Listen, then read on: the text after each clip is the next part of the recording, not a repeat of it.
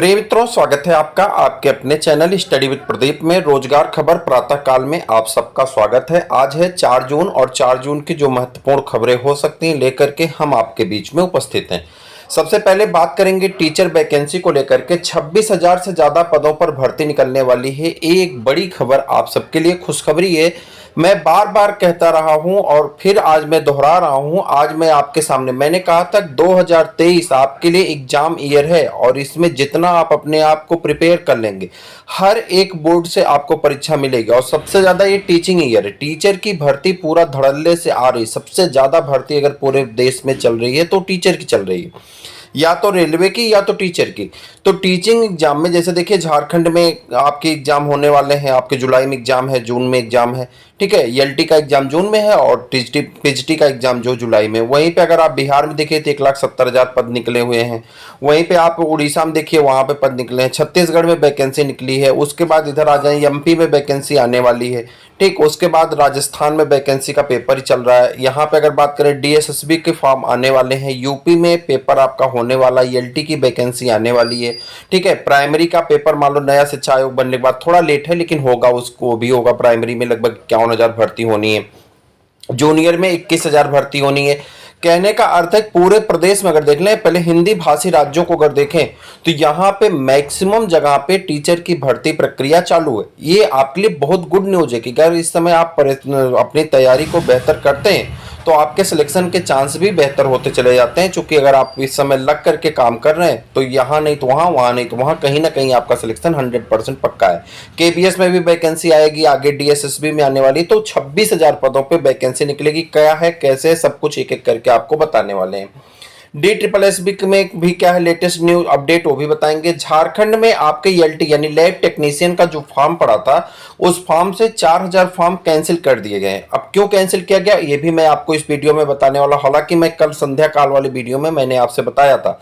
उसके बाद बात करते हैं उत्तर प्रदेश लोक सेवा आयोग में अहर्ता विवाद जो थी वो लगभग समाप्त हो गई है। आयोग के द्वारा इस अहर्ता विवाद को भेज दिया गया है। एलटी और जीआईसी का पेपर 2018 में कराया गया था, जिसको लेकर के एक अहर्ता का विवाद फंसा हुआ है। उसमें मैटर ये था कि जैसे जीआईसी में मेंस का पेपर कराया गया, मेंस रिटर्न कराया गया, तो उसको लेकर के थोड़ा सा दिक्कत है। और दूसरा, एलटी में एक ही पेपर होकर के ये लगाया गया कि धांधली हुई थी।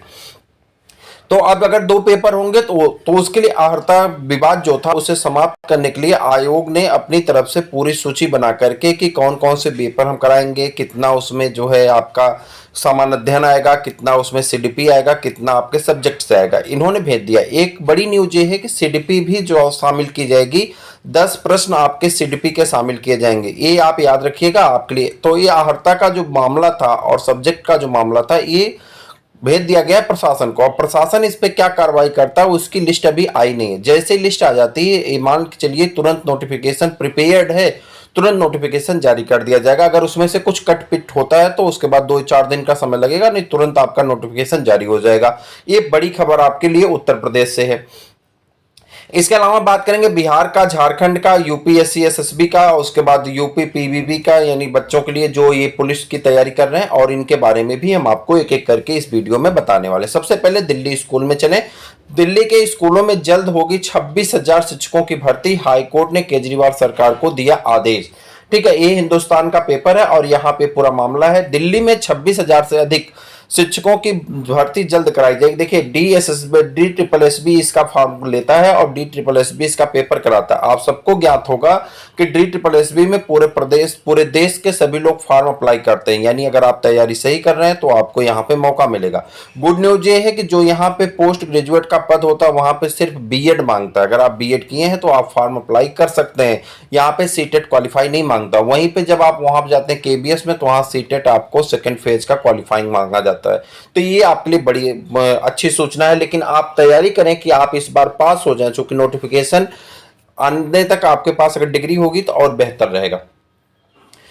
दिल्ली में 26,000 से ज्यादा अधिक शिक्षकों की भर्ती होगी। दिल्ली हाईकोर्ट ने दिल्ली सरकार, दिल्ली नगर निगम को अपने स्कूलों में शिक्षकों के खाली पदों भरने के लिए भर्ती आदेश की प्रक्रिया जारी कर दी है। जिसमें प्रीतम सिंह अरोड़ा ने हर साल शिक्षकों के खाली पदों की संख्या शून्य करने के हाईकोर्ट के आदेश का पालन नहीं करने के लिए दाखिल अवमानना याचिका पर यह आदेश दिया है।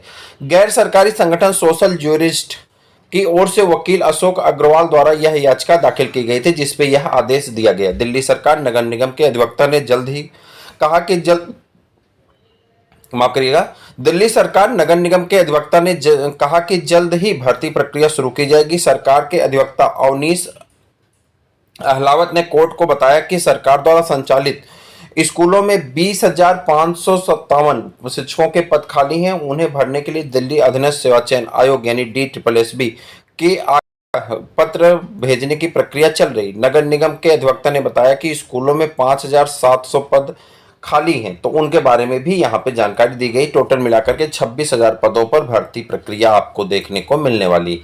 ये मामला है आपका, ये दूसरा PDF जो यहाँ आप देख पा रहे हैं, ये मामला है आपके झारखंड के लैब असिस्टेंट का और लैब असिस्टेंट है, ठीक है, लैब असिस्टेंट के फॉर्म का मामला है। और यहाँ पे लैब असिस्टेंट के अगर फॉर्म के मामले को देखा जाए तो ये 4,000 पदों को इन्होंने निरस्त कर दिया है, यानी कैंसिल कर दिया गया है। और ये फॉर्म इसलिए कैंसिल किए गए, कल की सूचना में हमने डिटेल में आपसे बताया था, यह फॉर्म इसलिए कैंसिल किए गए, कुछ अभ्यर्थियों ने फॉर्म भरने के साथ साथ आवेदन शुल्क नहीं जमा किया, उनके काट दिए गए हैं।